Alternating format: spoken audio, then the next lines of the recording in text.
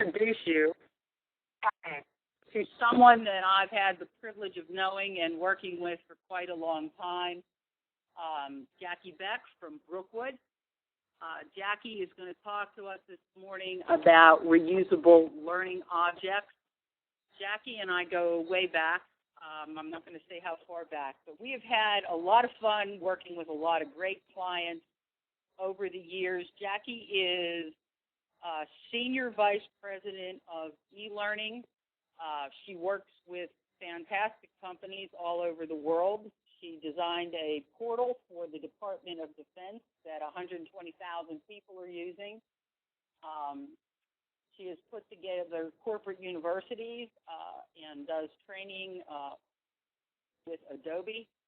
So all that being said, Jacquie, it's all yours, hon. Take it away. Hi, everyone. Bobby, I think you need to upgrade me to a presenter so I can activate my slide deck.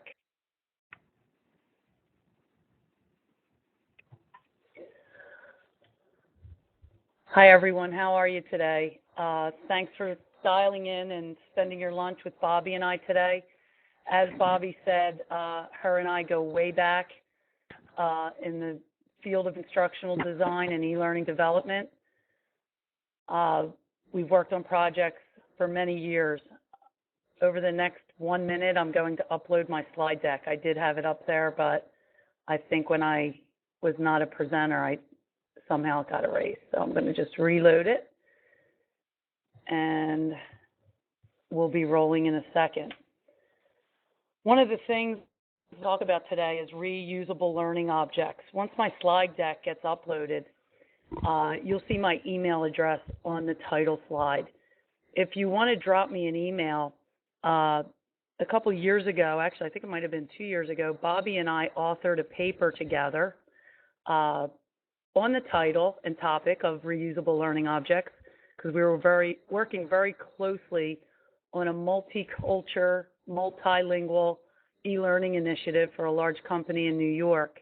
And Bobby and I, really got to roll our sleeves up and think out of the box on that project. So at the conclusion, her and I got together and we wrote a white paper.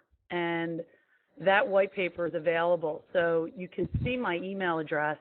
If you'd like, jot that email down and shoot me a message, and I will be happy to send you a complimentary copy of the white paper on reusable learning objects, which is basically supports this Learn at Lunch today and all of the slides and the demos that I'm going to show you.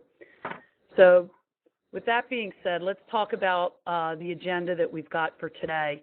We're going to define what reusable learning objects are and why I feel they're important to use in any type of large-scale e-learning initiative, especially global and domestic rollouts. When should you use them? Reusable learning objects are not the end-all, be-all for every e-learning initiative that you come up against. So you need to think beyond what's important and what's within your budget before you make the effort to build the reusable learning objects. And then I'm going to actually show you some sample sites where we've built these objects, we've got them integrated into a seamless portal, but we also have the flexibility of pulling out those independent objects and using them in other courses and on other platforms. And as Bobby said, mobile learning and e-learning is really the wave of the future. And a lot of your learning is already to the point where people are assuming everything's online. They're not asking and saying, is there an online option? They're now saying, well, I'll just take it online, send me the link. So virtual training classrooms like we see here today are actually the norm. And really face-to-face training, not that it should go away because I think there's a space for it, but it's got to be the higher quality training that's more simulation-based, role-playing based, and more hands-on. So that's what we're going to see in the next 5 to 10 years, that online learning and e-learning is really a wave of the future. So let's define them. Reusable learning objects basically are delineated by their reusability. So you can see that we have some icons up here of some different methods of deployment. Sometimes all the way over here to the left, I think a lot of people forget about the printed word. But a lot of training in its earlier form has been made available, and people are fans of the printed word, especially if they're doing on-the-job training where they like to follow a list. And they may not have the mobility of having a mobile device with the training in the palm of their hand. So they still do rely on the printed word. So you should think about and consider the training workbooks, because we still see them everywhere. They're out there. People are using them. And I don't think they're going to go away anytime in the near future. They have the ability to be delivered on multiple platforms. So we see up here that you can take it online, maybe from a local server. You can use the reusable learning objects in an instructor-led venue. I can't tell you how many times as Bobby said, I'm a master trainer for Adobe, and I've been doing it for 13 years. And when I go out in the field, I've got a ton of portals that I've designed and implemented with Adobe content. I reuse a lot of those widgets that are plugged into different Adobe resource centers right in my instructor-led training, because I really do practice what I preach. I think that reusable learning objects are the way to go, and they really allow you to copy and paste on steroids, because you're now taking an entire module with all of the rich media and the assets designed and developed, and you basically can plug and play in your instructor-led venue. You can play them off a server, you can burn them onto a CD, and you can host them on a web page. So again, it's really thinking that your longer shelf life and your content that's going to touch a lot of people, you really want to think about the reusability on multiple platforms. And these can be many, many elements. They can be a lesson, a combination of text, graphics, animation, audio. You can have questions set up for coming back and assessing the objectives of that module. Again, copy and pasting your rapid development tools like Adobe Presenter, and are now giving you the ability to go in and import those assessments that you built in other courses and import them right in, so you no longer have to create them from scratch. So those types of rapid development tools are definitely the way to go.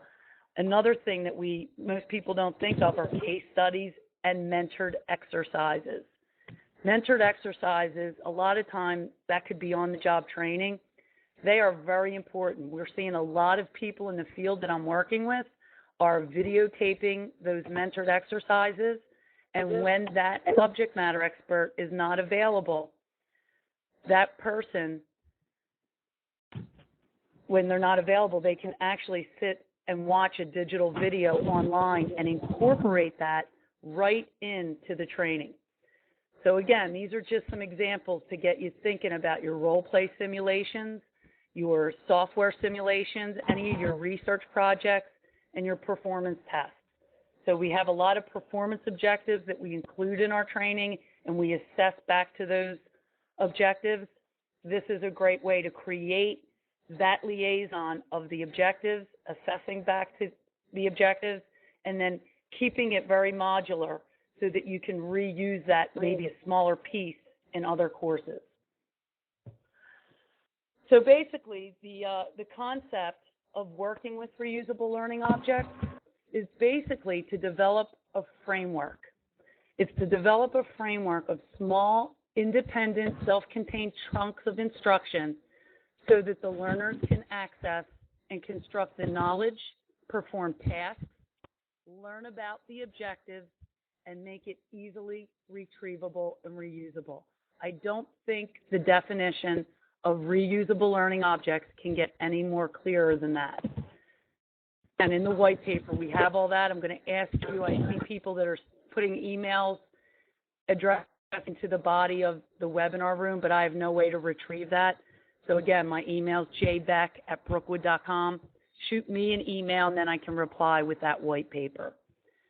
So again, the size of a learning object. That's very, very important because when I go in to assess learning environments, I'm still seeing tremendously long courses together that are so long that no one is going to take them. I was on site about 3 weeks ago out in Colorado, and I had gone through some training, and some of the training that I went through was 4 and 5 hours long, and it was contained as one core learning course, and it's just overbearing.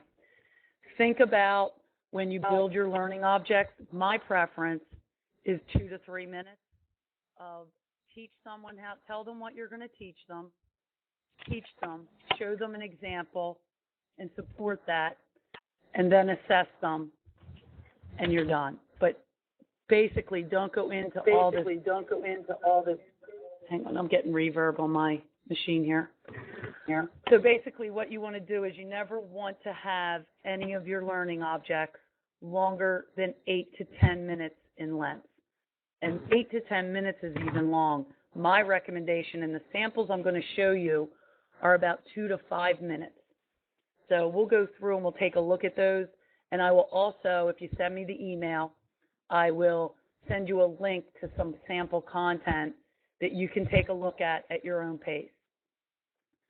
So the reusable learning object, basically, now that we've got it, okay, they're short chunks of information, and it's a framework of small, self-contained chunks of instruction. If you take that with you today, that basically is the definition of a reusable learning object. The 3 areas of consideration before you invest in building this reusable architecture is shelf life, scalability, and deployment. Basically, you don't want to invest a lot of time building reusable learning objects where the shelf life is 4 weeks. Because in some cases, especially if it's a complex SOP, it may take you 3 weeks to build it, and then your shelf life's only 4 weeks. Now, again, the deployment plays a factor. If it's being deployed to 100,000 people, then it may be worth your investment. But you've got to do a calculation. You've got to say to yourself, if my shelf life is 6 months and my deployment across the enterprise of people that need to take, say, this compliant and OSHA-regulated safety training, if that deployment is 6 months, and I know for a fact that 15,000 people have to take this over the course of that 6 months, then you may want to make the investment into building the rich media reusable learning objects and building that architecture around it. Because, again, it's easy to modify them when they're smaller. It's easier to publish them for the developer, and it's easier for the end user to download them. I don't know how many people are using Captivate and tools like Captivate, but when you build a learning object in Captivate, it publishes to Flash, which means it creates a Swift file. For those of you who build the 20-minute Captivate demo, take a look at the file size if you've got audio in it. You're probably upwards of 35 to 40 megabytes of content. I guarantee you, any learning object that's long, I guarantee I can break it into at least 5 more objects on a smaller scale. So what does that buy me? Well, what it buys me in the Captivate world, I'm using that product as an example because it publishes to Flash, is that whole 20 minutes doesn't have to download before it starts playing because it's a Swift file. Swift files do not stream. The entire file must download before it starts playing. So if you're working in that Swift environment with a rapid development tool that creates one Swift, think about making a smaller learning object only with maybe 1 or 2 or at the top 3 objectives, and then you go in and cover those 3 tasks. You do it quickly, you teach them how to do it, and by keeping it at 3 minutes, you're going to keep the file size, even with sound, below 8 megabytes. So think about that. Now the end user has to wait less than a minute for it to download, as opposed to 40 megs which may really bring their server and their connection to its needs, especially in corporate environments with firewalls. You also need to consider that with the firewall, because those firewalls, basically, they give you a fraction of the connection speed because they're testing everything before it comes into that environment to make sure it's safe. So again, think this, do load balance testing before you deploy it, but keep those learning objects small. Here we have an example. Actually, I pulled this example because my great friend Bobby and I worked on this project together. This is a project that can be deployed in a Flash environment. So you see on the far right that we've got this Flash interactive chart and this little video monitor to the right.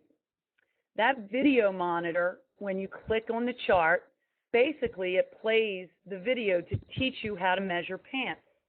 So again, seems easy for you and I, but to the Chinese factory worker who doesn't know much about measuring pants, now he or she can learn from either a videotape from a kiosk or a computer screen like we have here, or let's take it a step further. So now we're creating a learning environment that's always been computer-based, but now we want to think out of the box. Taking those same videos from this chart, and they click and they play here, now what we're saying on a mobile device is that we can take these same movies we produced to teach the factory worker how to measure pants accurately. Now we can create this same list here as a playlist on the iPod, and now they can pick waist, low hip, thigh, knee, inseam, click the button on the iPod, and right in the palm of their hand, they can learn how to measure those pants and put the iPod down or pause it and continue to do their work, and it's mobile, meaning they can go from bench to bench. If they're measuring blazers, if they're measuring pants, we can build a computer-based training program to support measuring all types of clothing for the manufacturing reps of clothing, and we can build that same playlist the way we see here on an iPod and sync it, and now our workers video clips they need for just-in-time learning. It's interactive. We build it once. We're using it on multiple platforms. And we all know the cost of an iPod now that plays video is about $99. So now we're not investing in $500 computers and building kiosks for the floor. We now can implement a bench with several iPods, and we can take that computer-based learning that we're teaching in the classroom and maybe in the other facilities, and now we can reuse that content on the iPod and deploy it relatively inexpensively by having, say, 5 iPods that someone can sign out, go to their bench, learn the proper techniques for measurement, apply those skills as they're watching the video, and now no longer do you need someone shadowing you to teach you how to put the pin in, where to put it, how far down. The video is very well designed and shot, and you can clearly see off the inseam that at the 1-inch mark is where you're going to put the pin to make your little measurement, to make sure those pants are within spec of 1/4 of an inch of what they should be for that size. So again, then with the mobile devices, any Flash-enabled mobile device, you can use your Flash content. So in this example, Flash video that we used in this program, and we exported it as an MP that made it user-friendly for the iPod, and we also used that same Flash file on mobile devices so that if maybe someone from corporate that had a higher-end telephone and overseas in Asia-Pac, they are way ahead of us with mobile devices. They're about 2 years ahead of us. What we're doing now with mobile devices, they're at least 2 years ahead. So they do everything in the palm of their hand. This is the way they think, and this is the way their culture operates. So again, and as I said, you now take this playlist and we create an iTunes playlist and sync it, And now that same learning, basically in iTunes, we worked it with our program. I'm going to show you an example of that and give you a link to a site where you can actually download for your iPods the actual file and play it back so you can see the quality after the webinar. So I do have an example for you for that. I'll need your email so that I can send you the link. But basically you have here your iTunes and you just sync the iPod. If you update the learning objects with new and fresh content every quarter, anyone who owns an iPod knows how simple it is. You plug your white cable into your computer, you push sync, you update the playlist, and in a matter of probably 40 seconds, 2 minutes tops, the entire iPod is republished and resynchronized with all of the fresh content that you've created and added to that playlist. So it's very, very easy to work with these multi-devices. And again, you can see here, instead of us chunking this out to say, here's how you measure a pair of pants, look at the design that we laid out here. Here's how you measure pants, but we're going to break it down to measuring just the waist, measuring just the low hip and the thigh. This way, it's easy. I don't have to watch 12 minutes of learning to get to the out scene when that's really the piece I need. Now I can click, get the answer to my question in 1 minute, and go in and apply those skills. So this granular chunking comes back. It's very, very important in the design as we move forward with the reusability and the multi-platform capabilities for a learning architecture. So this is a screenshot of an example I have for you. This course was created with Adobe Presenter. So for those of you who are familiar with the rapid development technologies, Adobe will allow you to build any content from PowerPoint. So will Articulate, so will Knowledge Vision, and other courses. There's tons of them out there. You basically actually author the content in PowerPoint. You add sound and synchronization. It's very easy to learn. It's one of the courses that we offer training on. The learning curve is 1 day. If you sign up for presenter training, it's a 1-day class. So that tells you that the learning curve is very short. If you sign up for Flash, if you go to our website, brookwood.com/training, you'll see there's 4 different Flash courses at all levels. They're all 2 to 3 days each. So really, to master Flash, you probably need about 10 full days of training or about 80 hours. And that's if you have a programming background. Tools like Presenter and Captivate and Articulate and Lectura, all those products, you'll see the training timeline is a day or 2. It means that it's a very easy product to master. It was more created for subject matter experts and instructional designers. It was not created for the programmer. But the pros and cons of those products are they're very limited. You will not get the same Flash output of programming something from the ground up in Flash where you can build real-world simulations. It does a lot of what you need. It probably does 70 to 80% of what we need when we're building e-learning, but it doesn't do it all.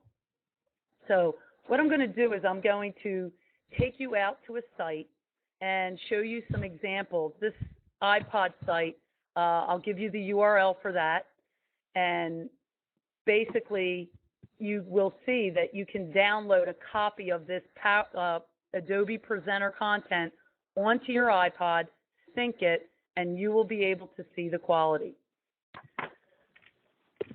I have a question from Dana that says, what's the possibility from Flash to HTML5? You know, there's a real big arm wrestling match going on right now between Apple and Microsoft and Adobe. You know, Flash has always been the de facto standard for rich media on the web. HTML5 now will not require the Flash plugin, and it does allow you to play richer media assets and video. So I think it comes down to that, you know, I think people that want to have that programming capability within Flash and have these rapid tools that publish to Flash and use them, that's going to stay in existence. But the folks who like to hard code and use the hypertext markup language, they're going to be able to do a lot more with HTML5 and leveraging rich media than they ever could before. So let me go over here. We're going to actually do a screen share.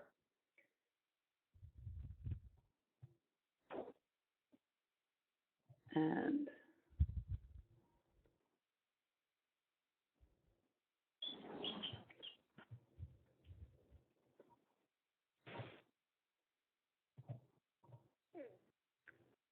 okay. So if we go over to my website here, this is, the URL is pretty long to remember, and I know everyone always misspells. So I will send you the link to this in an email. But basically, we have our SOP demo right here where it'll play on Pharmaceuticals online training. Standard operating procedure. So I'll turn this down real quick, but basically this is the actual presenter content that we repurposed for the iPod. So you'll see that we redesigned a few of the screens because of real estate. But basically, we got our learning objectives. Identify the minimum requirements to become a clinical monitor at BMA. So again, I'm going to go through, and you can see that the text is synchronized with the spoken word. So we use these little tips and tricks from ID 101 for retention. And then you'll see as we get into it that we can also use images as we go through. Education, training, and experience will be considered for participation in the services of BMA.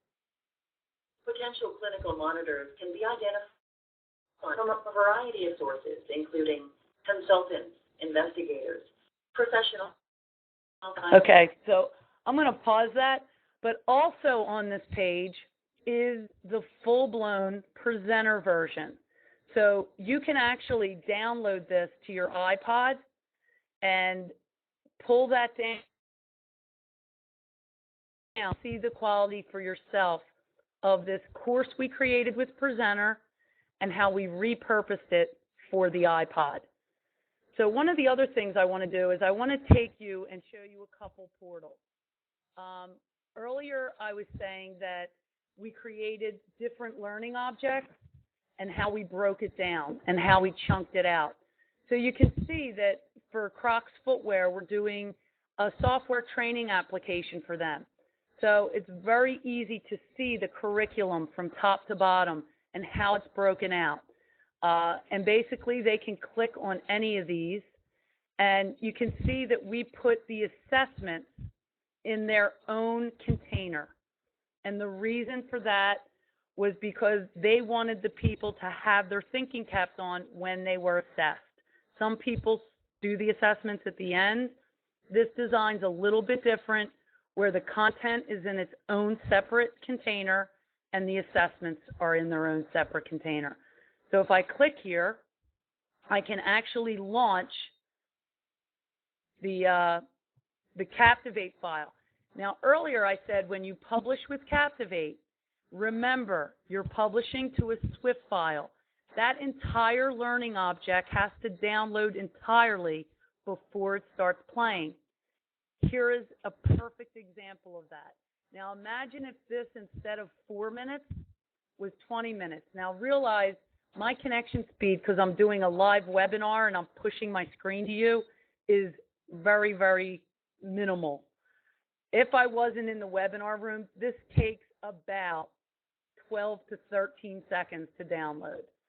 So basically, once it's downloaded,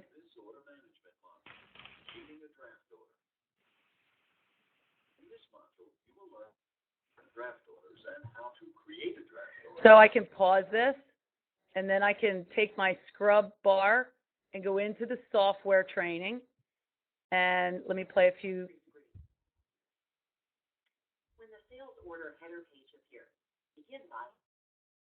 Now I'm gonna pause it again, because notice the intro is done with a male voice, and now the actual software training is being done by a female voice. One of the reasons we do that is because The training, if you do all 8 modules, it does get long and it can be monotonous using the same narrator. So we use the approach of having 2 narrators to break it up, and that way we have the formality of a deep male voice and then the softness of a female telling you where to point and click. So again, it comes down to what the preferences are for the customer. But again, keep those things in mind. All these little tips and tricks in your instructional design will make the learning a little bit more effective. So let's go over, I showed you the Liz Claiborne example and how we downloaded that. Again, here's your main interface. What we can do with this one is there are those pants.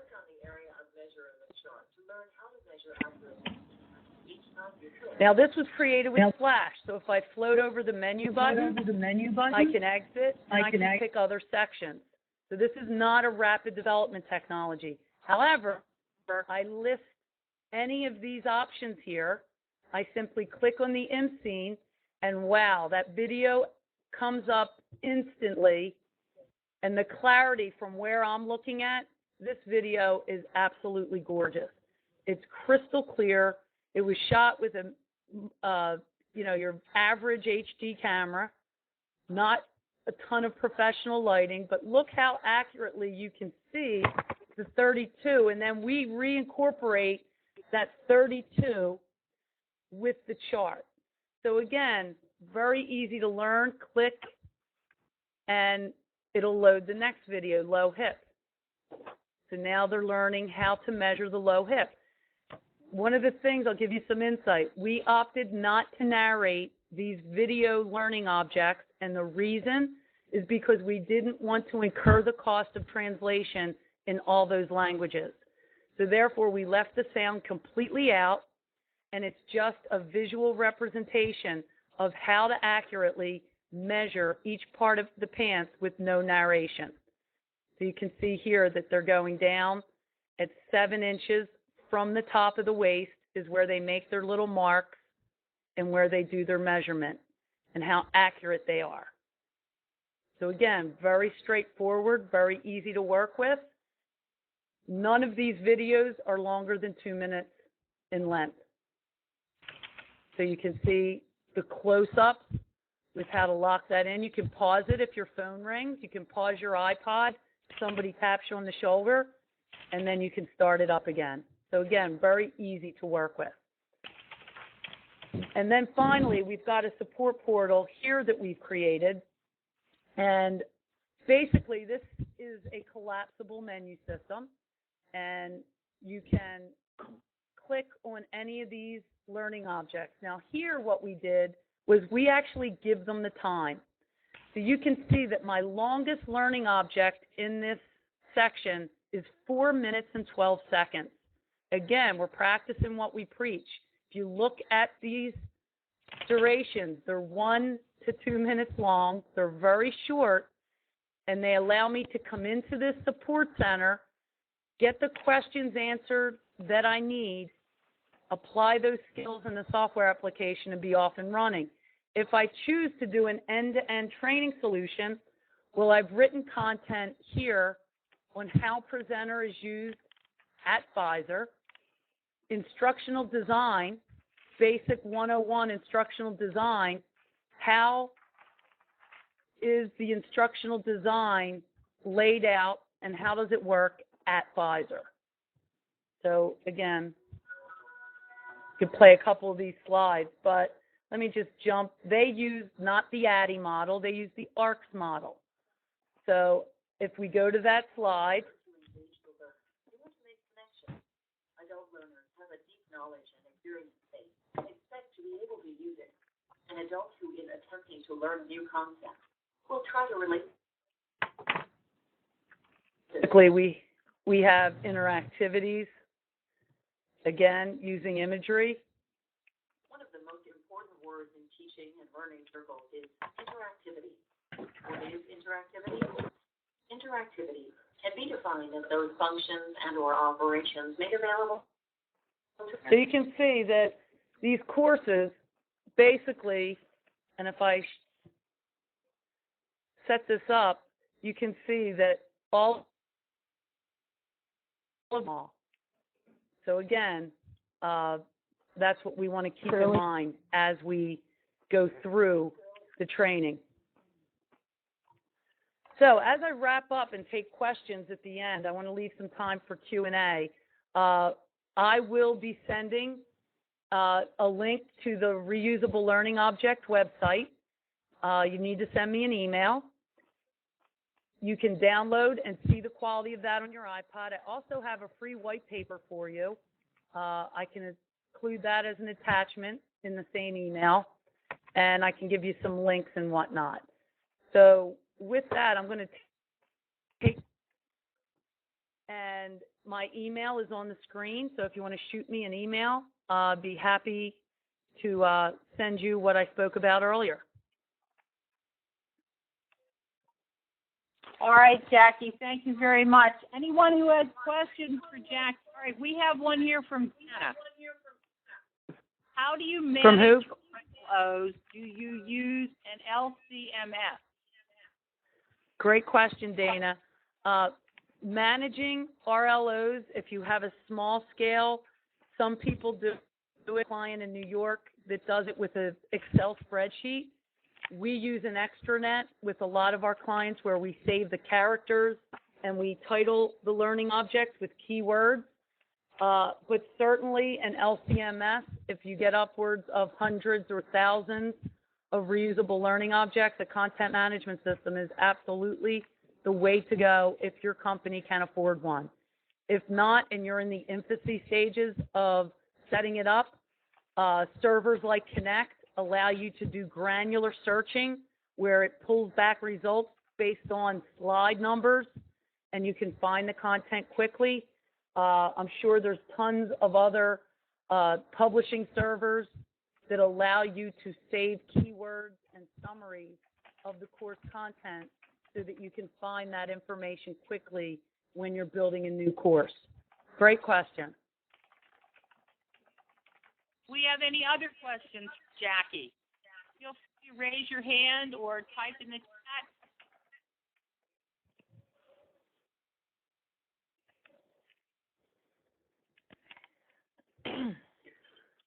How do you incorporate simulations, animations, and second life with? I'm not sure I know what that means. I don't know what you mean by second life with. Bobby, can you help me out with that one? Yeah, I'm not seeing second life. What? I don't know what that means. Does he mean we reuse it a second time? Paul, I'll take a stab at this. Virtual world. Whose question is it? Paul. Nobody has last names up, so that's Paul. Paul, do you want to ask that question in the audio? You just on the talk button and ask us that, or so we know what you mean? How do you incorporate sync? How much development time do you anticipate for each module? Well, that's one of those questions. How much does it cost to build a house? Without the blueprint and the learning object, basically it's kind of like, it's a variable. So the learning modules that I showed you, let's take, for example, the FIs are at the end. Those 1 to 2 minute learning objects incorporated professional narration. They incorporated a script. From script to screen, we wrote those. We've got them improved. Then we did the screen capture, then the syncing, the publishing. You were probably looking at about $1,000 a minute for everything. So 45 minutes, you're probably looking at about $45,000. And that's script to screen, everything. A lot of times what we do is we step in to be part of your team, meaning we don't do everything, we do a piece of it. So that if we work with your subject matter experts, we can provide the knowledge transfer of what our development team's doing.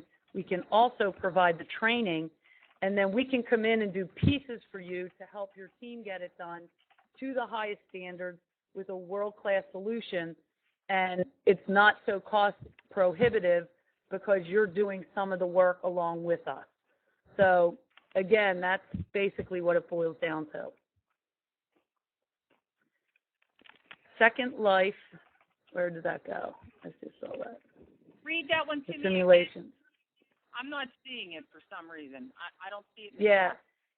Second Life as simulation. So I'm just going to make the assumption. I never heard the term Second Life, but Second Life, if I use a simulation once in a training program and then I bring it over to a different. The nice thing about small chunks is that if I bring that chunk into a new architecture, so if I pulled any of those Pfizer objects out to put them, say, in a help system, the nice thing is they're only designed with one objective. So I'm not pulling them apart. If I need to modify them, great. I go into Captivate.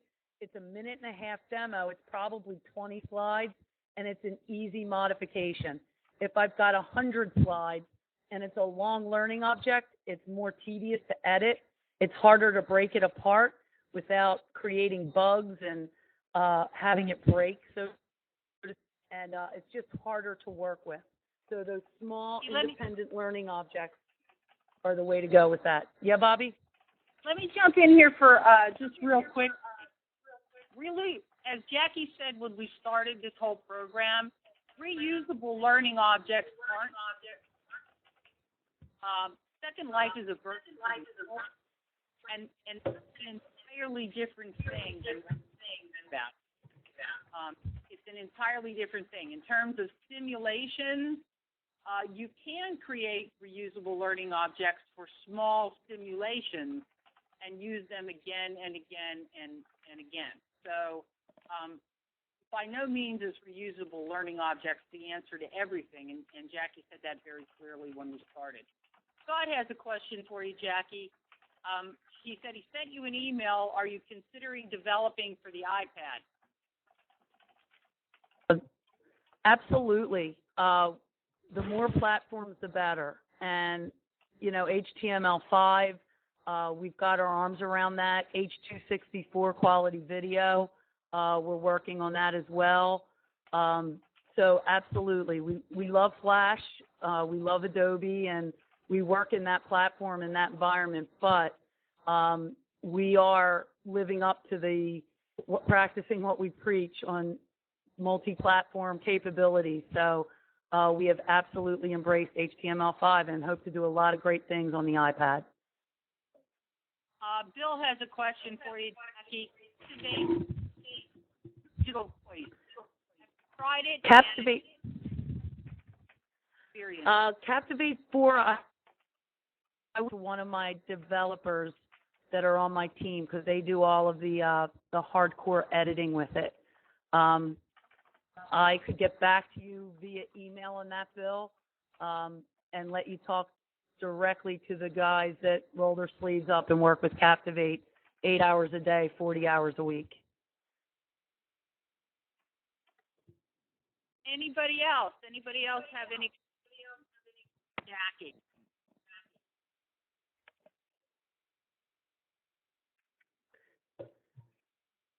Thank you all so much for coming out today and having lunch with us. And for those of you, we do have a session Thursday night for the ASTD. I believe that it's out at Penn State Great Valley. Yeah, I was going to mention that. For you folks who... It might be sold out, Bobby. I think it's sold out. I'm not sure, though. They can try to register. The auditorium, JB. Yeah, but I think Margaret told me they sold the auditorium out. There may be 5 or 6 seats left, but it's going to be close. Get your registrations in quickly. Yeah, he's going to be doing and learning with Acrobat Pro. And I haven't seen it, but I have seen Adobe do it, and it's awesome. It's absolutely awesome. I still think, I've thought this for a long time, I think it's one of the best pieces of software out there. And we're going to be actually demoing 3D objects embedded into a PDF